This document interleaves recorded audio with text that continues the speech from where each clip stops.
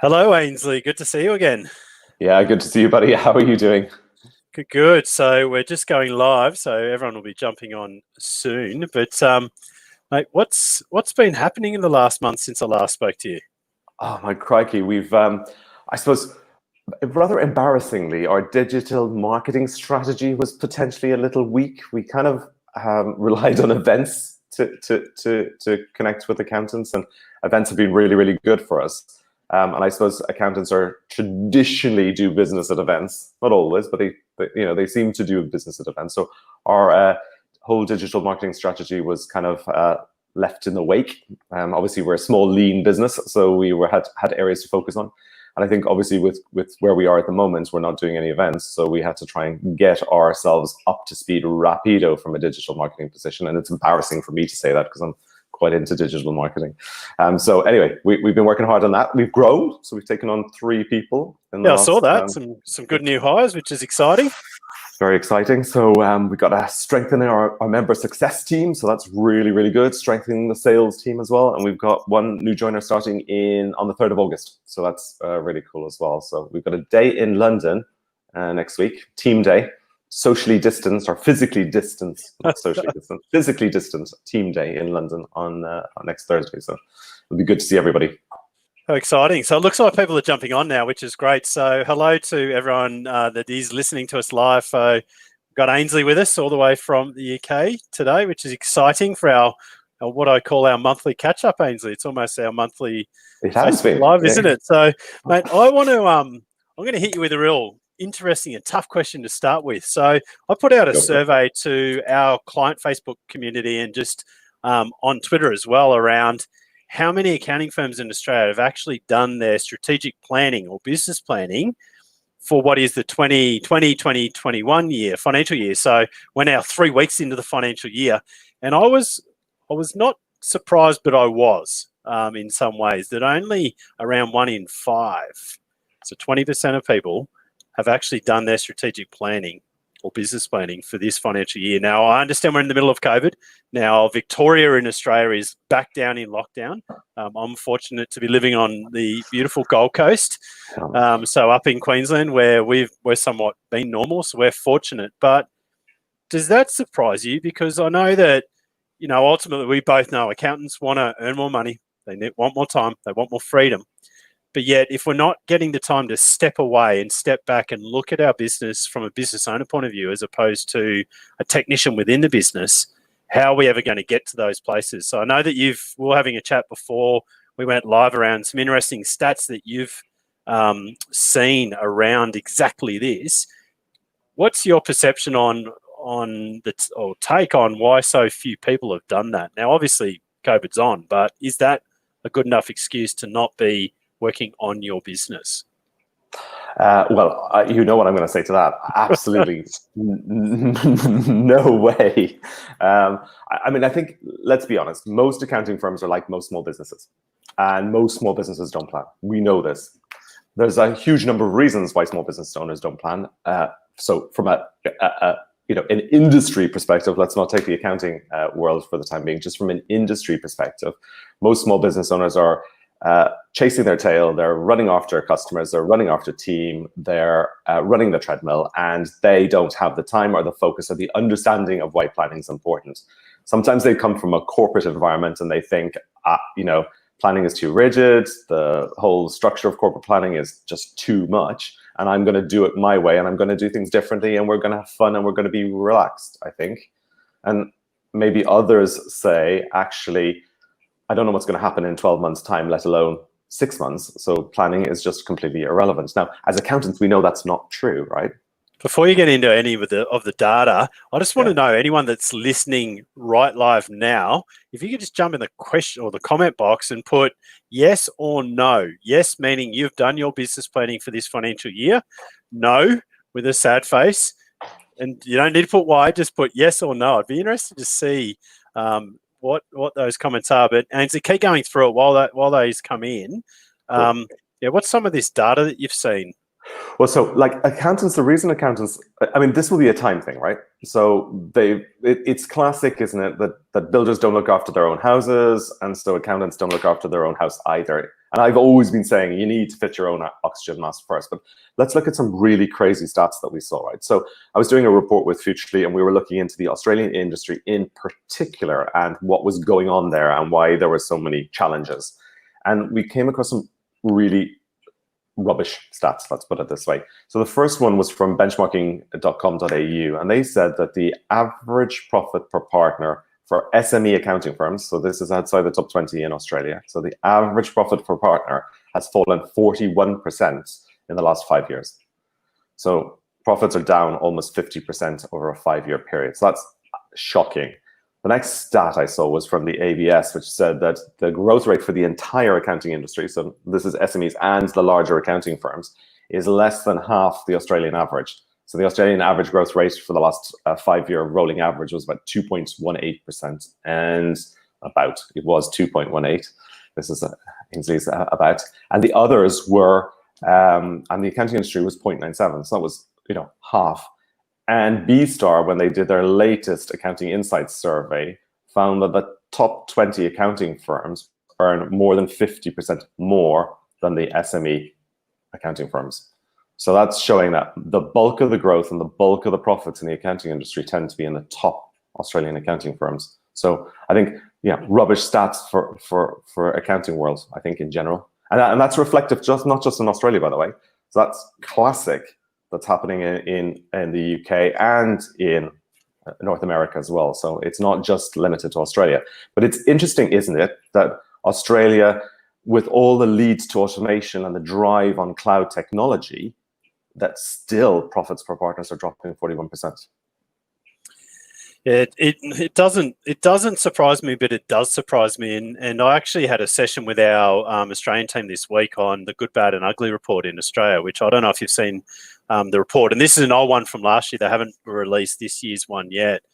But the profit per partner, again, trending down. If you look at the average revenue per employee and average hourly rate, some of these key numbers were quite poor, to be honest.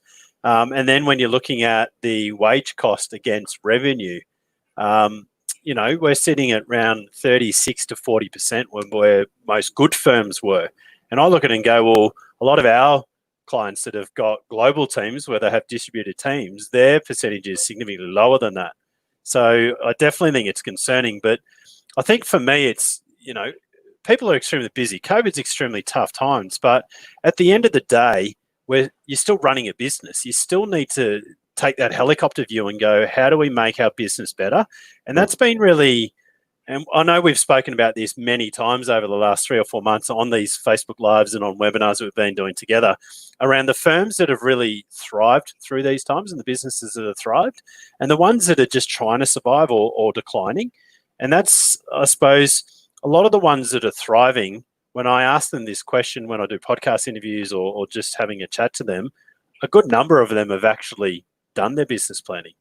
So I think that there's common traits with successful firms and there's common traits with the ones that are just trying to tread water and are not got their people or structures in place to be able to do it. So for anyone that's just joined us on the live, we're talking about business planning, and it's particularly, I suppose, critical in Australia now because we're 3 weeks into the new financial year. So it is quite interesting. So Ainsley, what would be some tips for people that haven't gone down this journey yet, where they haven't actually taken even a day out of their diary just to sit down and map out what the next 12 months looks like? How do they make their business a better business? So taking that helicopter view, what would be some advice that you'd give them to start the process? Just, we don't need to go into full, 2-3 day business planning, just something to start. What would you recommend? Well, there's a couple of things, right? So obviously, the numbers plan is critical, right? We know why successful businesses are successful. No successful in the business in the world doesn't have a plan. And it goes exactly the same for accountants. It drives focus, it drives accountability, it drives everything. And we know numbers, so we should be able to do a business plan quite quickly ourselves. So I think the first thing is we definitely need a business plan. But before we go into that, we do need to understand some key metrics and some benchmarks. And this is the classic, which you're talking about, the margins, right? So a third, a third, a third. We've talked about this in the past too. That model doesn't work nowadays because obviously, salary costs are spiraling. This time for money game that we play as accountants all the time is still is just not working. Now, whether we're subscription billing, so people will say, yeah, we don't bill on time because we don't have timesheets, but we have subscription billing, our subscription services, or we have value pricing.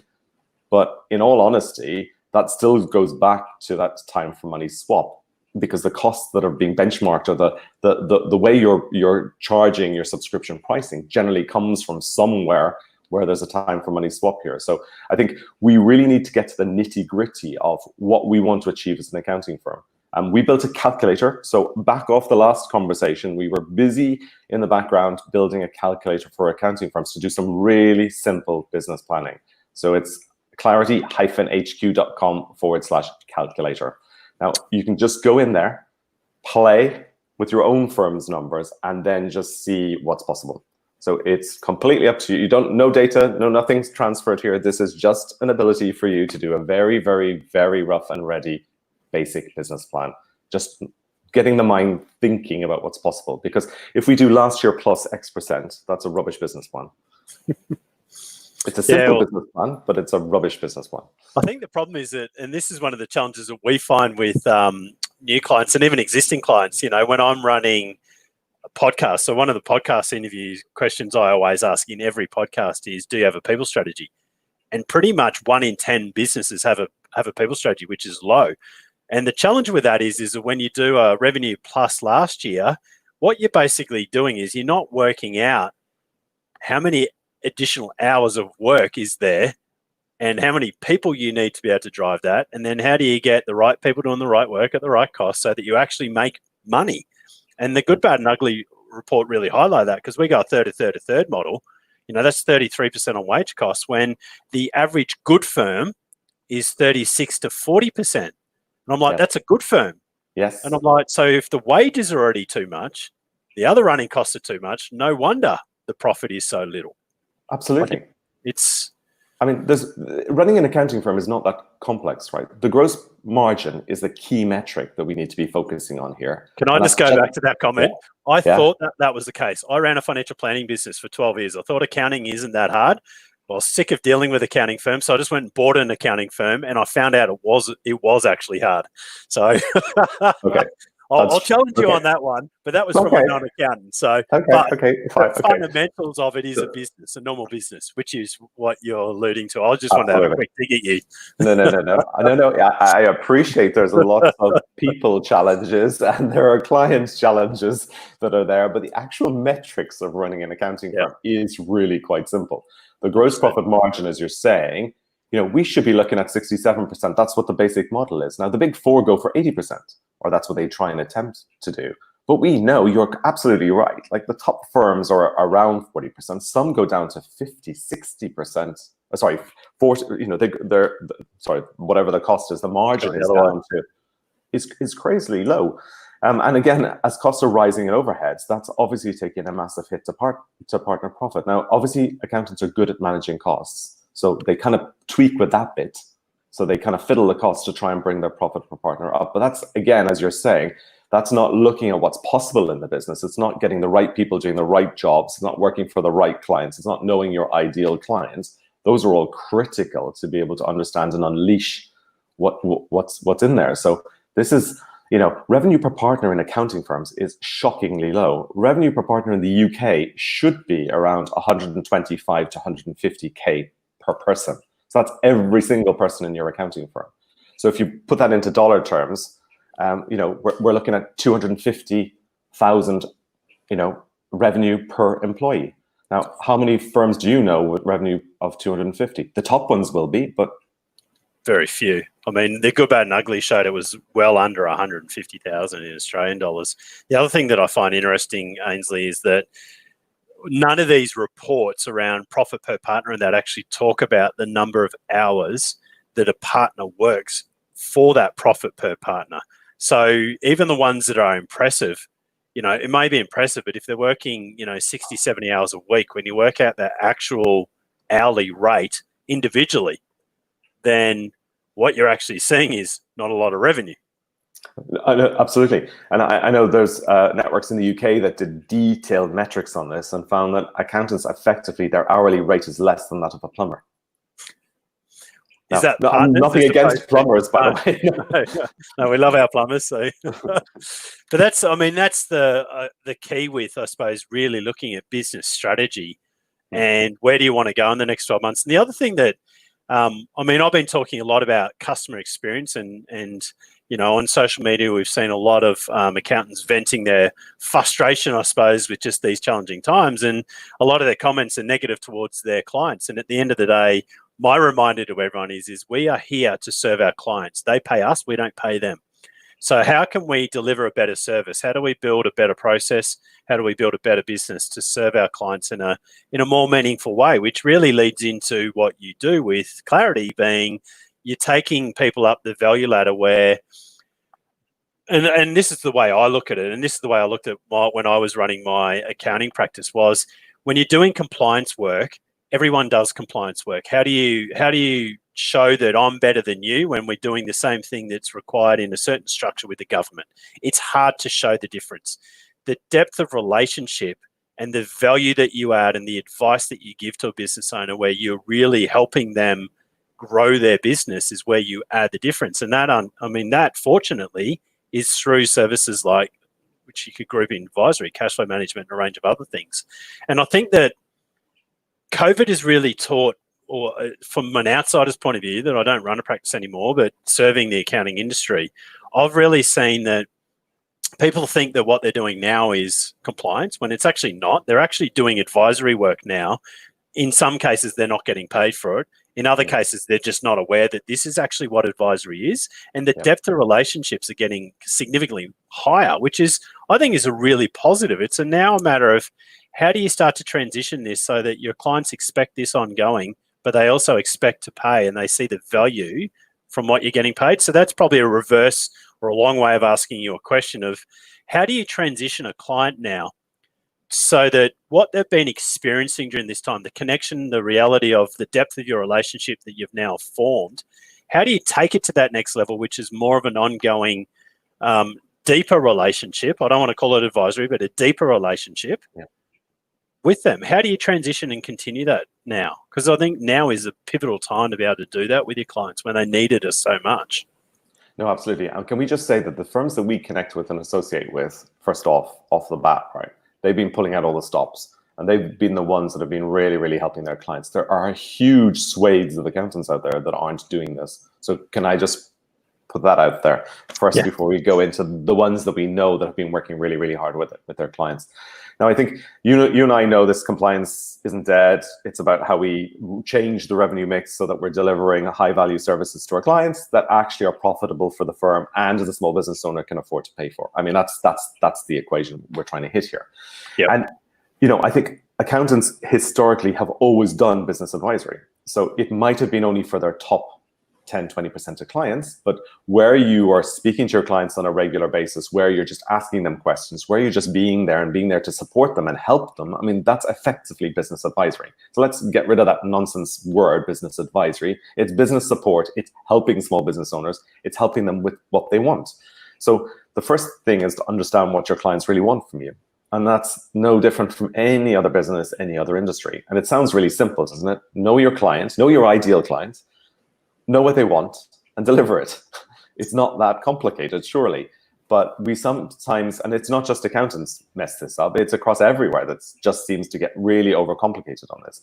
Now, I think transitioning clients from being, particularly during COVID, right, where you've been pulling out all the stops, you've potentially been doing it free, you've said previously some firms are just dumping on WIP and hoping to bill it and wang out an invoice in 6 months' time, which I think is on a wing and a prayer, but let's hope that they get some of that back. The reality is we need to show the small business owners the value that we can create for them. And that's really the classic, simple discussion to have. what value can we create for you? What value can we deliver for you? And how can you and I both share in that value? Because ultimately, it's a partnership between you and your clients. It's got to be a win-win partnership. And for it to be win-win, both sides need to be getting something out of the deal.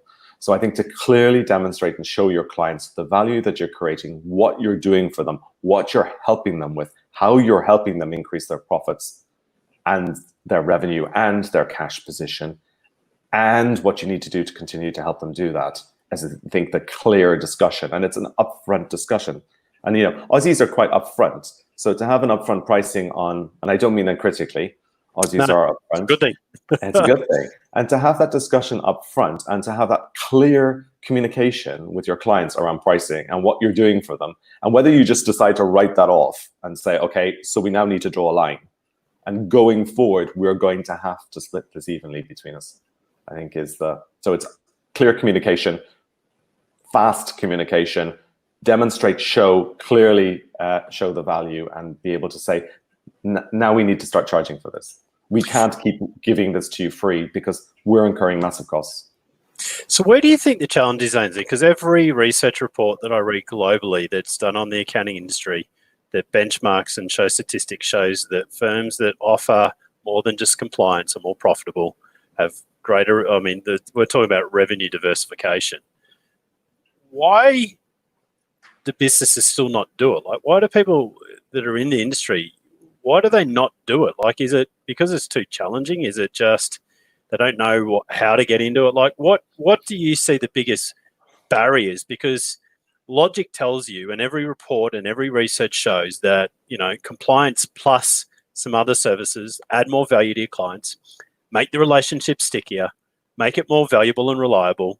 You get a higher price when you sell, but yet they won't offer those services in a lot of cases. Why? Like, what? Why? Like, I know that the same question can be asked about why don't people offshore? Like, why don't you build global teams when the cost efficiency is there? And sometimes I bang my head against like a brick wall like this behind me. But why do you think it is for the business advisory? Why don't people transition across and do it when they know it's better for their clients? They know it's better for their relationship. They know it's better for profit. They know it's better for all reasons. Why don't they do it? Really good question.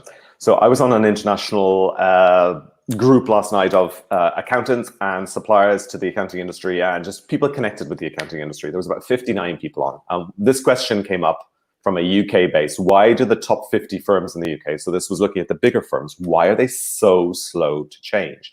And the reality for the bigger firms is that because of the scale and the sheer volume that they deal with, in all honesty, they're comfortable.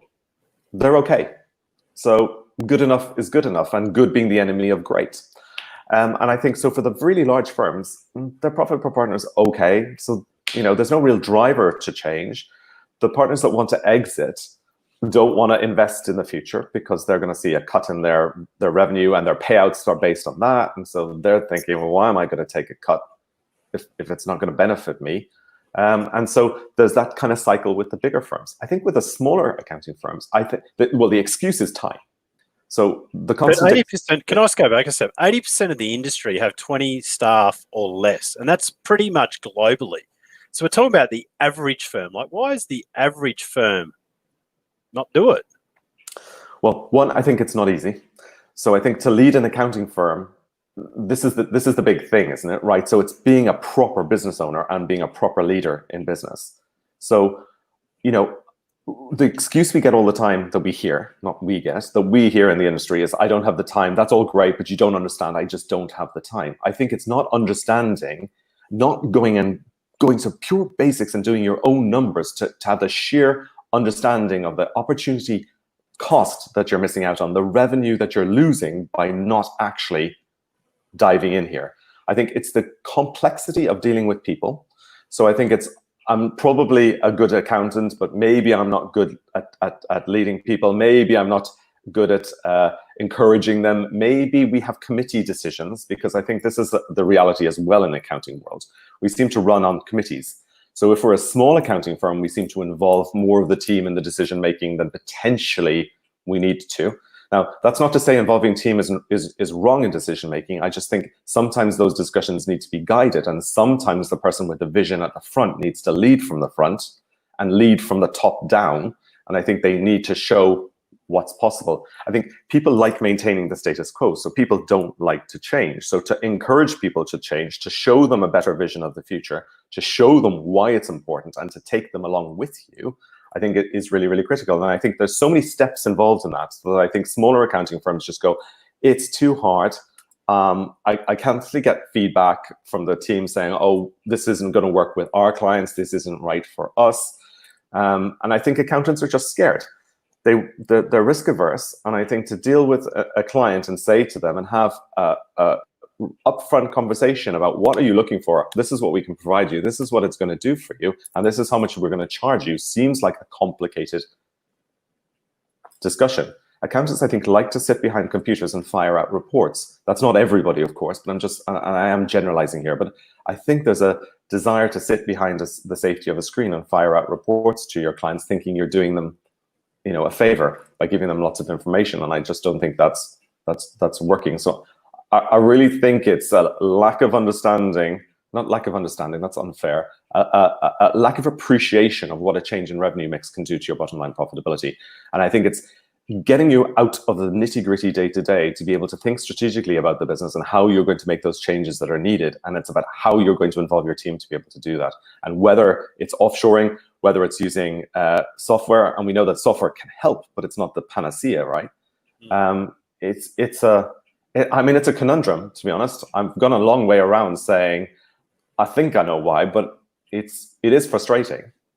Well, Heather's just put up a comment which is quite interesting. Sounds like a lack of emotional intelligence and people skills holding people back. And one of the things that came out of the Good, Bad and Ugly report that I read was around one of the biggest needs or challenges that firms have is actually training people on exactly that, emotional intelligence, sales training and people skills. So I think that a lot of firms don't know where to get that training. They don't invest in that training. So, it's hard to get people to be able to have those conversations where you're selling advice that makes your client win.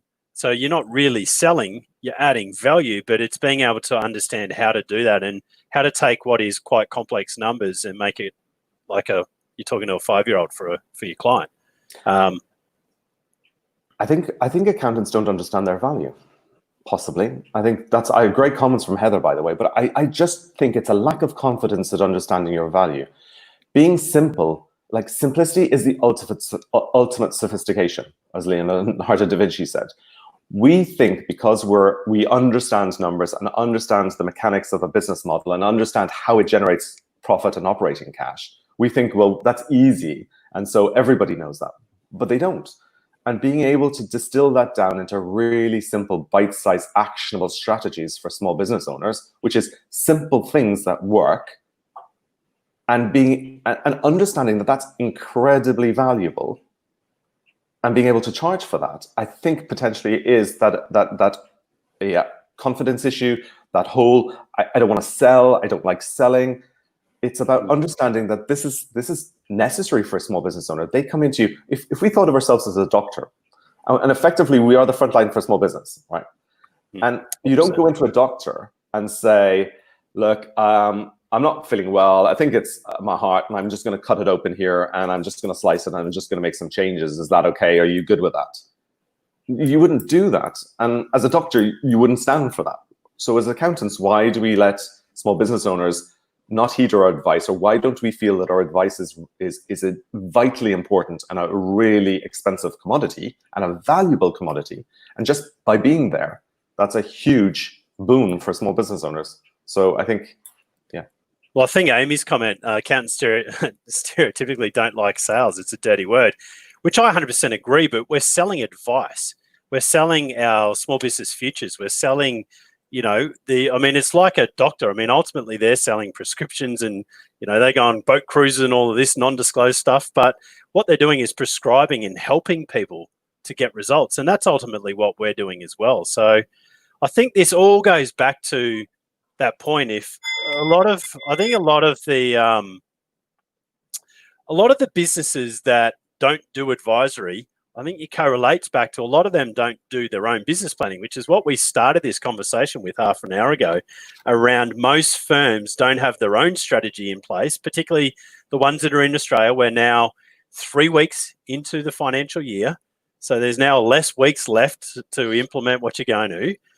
Now, I know that you've created a scorecard that people can get. Do you want to just, I know we're running into the back end of the time. Do you want to tell us a little bit about that scorecard? Because I know that we've had this conversation and you've created some of these tools. The calculator you spoke about earlier is in the comments for anyone that wants to get that. But what's the scorecard you created? Yeah, so Steve, my fellow founder at Clarity, we went back to basics and really listed out all the challenges that we had uncovered in our accounting firm. So all the issues, challenges, concerns, stresses, worries, documented those in their entirety. We also went through all the feedback we'd had from members around the world and what people were telling us now about accounting. And we kind of distilled those and boiled those down into various buckets and then kept going down and down and down. And so we kind of distilled it down into 3 major categories that accountants really need to focus on to overcome these challenges. And from those 3, there was effectively 3 subdivisions within each of those 3 areas. So we labeled it the Thrive model. It was about helping firms thrive. Coincidentally, you were mentioning the word thrive, so it is about the Thrive model. And effectively, we went and looked at how would somebody be successful in each of those areas. And so there's effectively 9 subdivisions in 3 basic areas of people, process, and clients. Obviously, we agree people, process, and technology, but when you're a client-centric a professional services firm, clients obviously are critical in how you achieve success. So it was clients, process, and people. And we went into that nitty-gritty and looked at what would be a successful firm in each of those areas. And so we've created that scorecard. So it's clarity-hq.com/success factor. So playing on X factor. So it's effectively giving you a score for your firm on where you rank on each of these 3 critical areas and how effectively you can achieve success. So if you haven't done any planning and you want some ideas about how to actually make those numbers change, because we know how to make numbers work. We've all done business plans for people looking for loans. So we can create a business plan. That's not a problem. It's actually turning the plan into reality. So if you want some really key headline ways to drive those numbers and to change the firm, and this isn't just about advisory, okay? I'm not pushing and peddling advisory. This is across the board. So how can you make a better firm? How can you make it more profitable? How can you make it thrive for you? Then it's a really good way. Take the success factor quiz. 45 questions gives you a really good outline of where you are now and what you need to do to improve your business. And I love that. And I'm trying to look up Tony Robbins' quote. I know that I can't find it, but there's a quote around modeling successful people. And I think that this is really where you look at the firms and the businesses that grow and succeed. They do model what other successful people do. And I think that the ones that haven't done the business planning, I mean, no successful business that I know doesn't do their strategic planning every year. No successful business doesn't market. No successful business doesn't grow and nurture their team. You know, there's lots of common things. So I think that the reason why I brought up that scorecard was exactly that. I think it gives them a good basis to look at. And then I think that you can then basically go from there and take that and go, right, well, how does this apply to us? How does this apply to, how do I then start to get on that train of, you know, diversifying our revenue stream, which is adding more value to our clients? And I think that, and I love the advisory part. Advisory is almost like the compliance is dead, dirty word of a couple of years ago. But my take on it is how do we add more value and serve our clients more? And the answer is we give them what they need. I know I love what Rob Nixon says. It's a common thing that I've heard him say many times over the year is you sell every service that your client needs to them. And the key being every service that they need. And how do you add value? I mean, that's how you add value. That's how you serve your customers more, is sell them what they need at the appropriate time that they need it. Yep. And don't let them give you the advice. I know there's so much talk that, barbecue talk, oh, my friend told me I can get this deduction. Well, great. If you want my proper advice, I'll give that to you. But if you're going to basically implement what you're told at a barbecue, we're not the right business for you.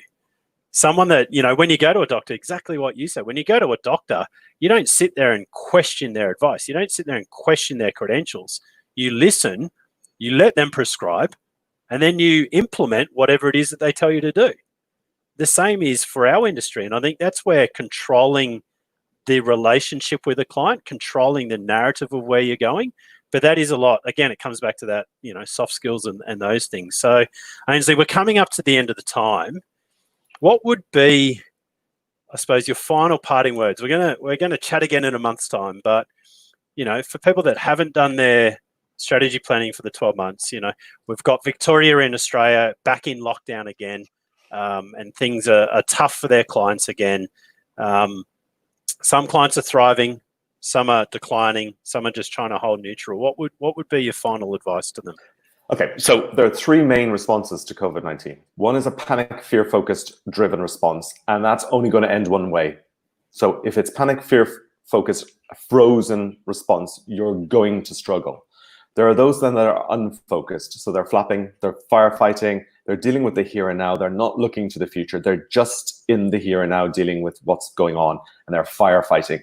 And that's a fight or flight response. And the sad reality is those people could be in a better or worse position or the same in the future. The firms that are going to survive, the firms that are going to thrive are going to be strategically focused. So this is about taking time out, critical for your business, to do some strategic thinking, strategic planning, and some modeling on the back of that. And you know, you need to know, if you're in Victoria, what's going to happen to your business if this continues for another 9 months or another 12 months. What are you going to do to make sure that you're going to survive, so that you can help your clients thrive?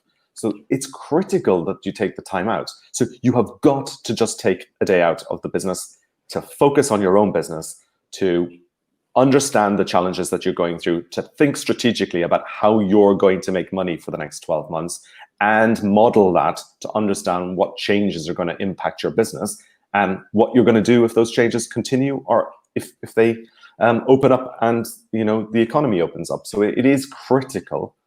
Like 3 weeks in, fit your own oxygen mask first.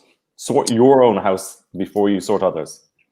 100%. So for anyone that's just joined us or as we're wrapping up, there's a few great resources that Ainsley's given us. It is in the comments. You can find the links to all of those. Ainsley, as always, immensely enjoy our conversations. They're always, for me, challenging, interesting, and exciting at all three at the same time. So, mate, appreciate your time, and look forward to chatting to you again in a couple of weeks. Fantastic, Nick. Thanks so much.